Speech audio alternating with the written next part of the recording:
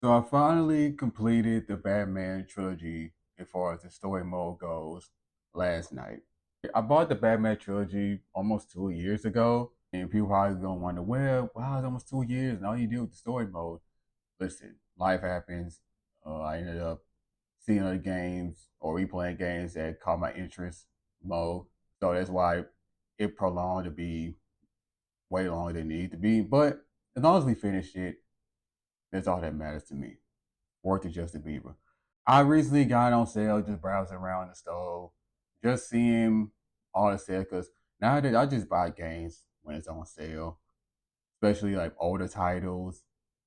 One of these games that was a Batman trilogy, I just bought 3 games in one. You can't really beat that. I think it was half off too. And plus, Batman is my second favorite superhero of all time, behind Spider Man, of course, because Spider Man. The one thing I just really like about Batman is he don't have any superpowers, and he really just tend to use his intelligence, his mastery of multiple things at once. And also the gadgets is cool. And the dude has a whole bat cave too. And also he has all the cars, all the gear, all the armor that's decked out. And the boy is in love with Catwoman. Have y'all seen all the versions of Catwoman? There ain't a single version of Catwoman that's bad. All of them look so fine. All of us would want to be Batman because of that, bro. With all that being said, here are some of the things that I want to highlight.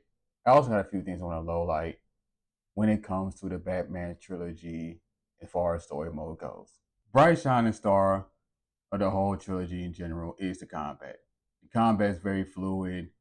The combat is very great. Obviously, everyone's always rave about the combat when Batman games. The number one thing people talk about, especially how you can go from just picking guys up and slam to the ground and then doing the finishing blow, to how you can pretty much just spam exit, point whichever direction with the left stick with Batman. He can just hit guys left or right, knock them out, kick them, punch them, however you want to do it. The counter is very easy to use. When you go up a certain combo number, you can pull off a move. You can do a takedown. You can pick a guy up and throw him in the crowd. The combat was probably one of the main reasons why I bought the game as well, as far as all the other stuff that I just explained earlier on. Now, the story itself, for the most part, it was pretty much all we seen and pretty much read before. Even with the people who don't get into comics like myself, you heard or at least hear people talk about all the Batman stuff. We've seen, obviously, with a prime example of is how his parents died when he was a young age, or all the times he's dealt with Joker, all the times he's dealt with people like Harley Quinn and Poison Ivy, and how he met Catwoman, in that case, Selena Kyle, Scarecrow, Killer Croc, Commissioner Gordon, Oracle. We got Red Hood, one of the games, Robin. I think Nightwing was in the game too. I could be wrong though. Pretty much, it's something that you just always heard about, something that you can just pretty much predict easily because you've heard about it so many times, you've seen it so many times. They don't make it a bad thing. The stories weren't bad, except maybe one of them. But overall, the story was pretty much it was good. It's just something that you heard about time and time again. Now, next thing my standards is the how difficult it was for me to play the games. I played them. I know I played Batman Arkham Asylum on hard. I played Arkham City on norm because there's just something that I normally do when I'm new to a franchise. I always play the first game on normal difficulty no matter what. Yes, I understand that people are gonna play every single game hard or the hardest difficulty imaginable. But to me, I want to just work my way up. I gotta work my way up to things sometimes. So I play a game for the first time in the franchise. I play it on normal. I play it for the first 1 or 2 games so to get a good feel of it. And once I'm used to all the stuff, knowing that there's gonna be some changes, there's more games that I play in the franchise, I bump up the difficulty. That's what I did with Arkham Asylum. I played on hard difficulty, and surprisingly, not as hard as I thought it was gonna be. Now, given mine, I didn't look up the order of it. I just played whichever one I just felt like playing. So I most likely probably played out of order. But when I was playing this game on hard difficulty, it didn't really feel as hard as it thought it was. I mean, even the last two bosses you faced were Poison Ivy boss fight. I did it in 2 tries. With the last one with Joker being turned into a crazy mutant monster, even with me struggling a little bit with me not knowing what's going on, I did that the first try. So I'm just guessing that Arkham Asylum maybe is the first game of the franchise, so it would be a little easier. But Arkham City, Arkham Knight came afterwards, and that's what I had harder times playing those games, which sounds kind of crazy.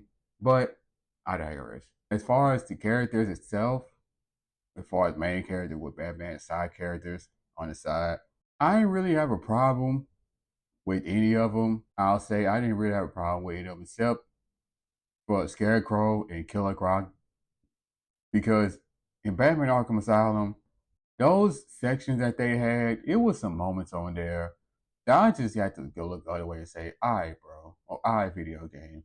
You know, it's one of the moments when you know you did the right thing and you still have the wrong outcome. For example, you had the thing with Scarecrow, you had to hide from him through various hiding spots while he's searching around. I'm literally will be right behind something, and maybe because when like Batman's like I don't know what he has. I know it's a horn or maybe just his foot or something could be looking like it be poked out, but you still behind the hiding spot. The Scarecrow guy still catches you, or the Killer Croc section when he's constantly popping up out of the water, just chase you down when you walking on pallets or whatnot. You could throw the batarang at him to blind him and just knock him down. And there's sometimes that just because he's close to you, he can still just grab you and take you down with him and you just die. So I didn't really rock with those kind of things. It was just kind of annoying. But other than that, all of the characters serve their purpose. They do what they had to do. And I can't really have no problems with them. Maybe I'll change my mind about the Riddler because he was kind of annoying. But that's neither here or there. Music always gonna be cold when it comes to Batman. I just know Batman himself be paying them musicians good amount of money because we all know he's a billionaire. He be paying them people real good. You get the best of the best because the music on here, especially when it goes da da da da da da da da da da like that song, best song in the Batman series. No one can tell me otherwise. If I did have to slide in a low light a little bit, Batman Arkham Asylum's final boss with Joker being a mutant monster. And that whole situation, that kind of threw the story off a little bit. I understand he was turning people into monsters throughout the whole story, and now Joker said, "You know what? Screw it. I'll do it myself." I know that kind of thing. It still kind of throw off a little bit because I just don't like that monster Joker design. It looked weird to me. I mean, when Bane's design, it looked way better. So I was thinking gonna look similar to Bane's, but he just I don't know. He just looked off to me. Like Joker's design looked off. I just didn't realize that it was only one stage. I thought it was gonna be like 2 stages at least. But you had 2 stages with Poison Ivy, but the final boss only had one stage with him. That kind of just threw me off a little bit, but that just if I had to just point one thing out. So yeah, man, it just me wanting to point out some things about the Batman trilogy. I finally finished it after almost 2 years of just a whole bunch of stuff happening in between. But as long as we finished it, that's all that matters to me. Once again, worth it, Justin Bieber. My favorite game of the trilogy is Batman Arkham Knight. That game, I think, is the best one. I really love the whole situation with him and Red Hood, which turns out to be James Todd. We all know the person that always worked alongside Batman. And we hear this frustration. It's the reason why he lost respect for Batman, this, that, and the third. I really rocked with that. So, to people out here that have played a Batman game or who played the Batman trilogy. Did you rock with them? Did you not rock with them? Which ones you like? Which one you dislike? What do you like and dislike about each game or all the games? To summarize them in general, just let me know in the comments down below. I will be reading them all. With that being said, if you want to do all the stuff that all YouTubers say in their videos, you can do that or not. Because at the end of the day, you're grown. You can do whatever you want. With that being said, I will see y'all in the next one. Peace out, y'all.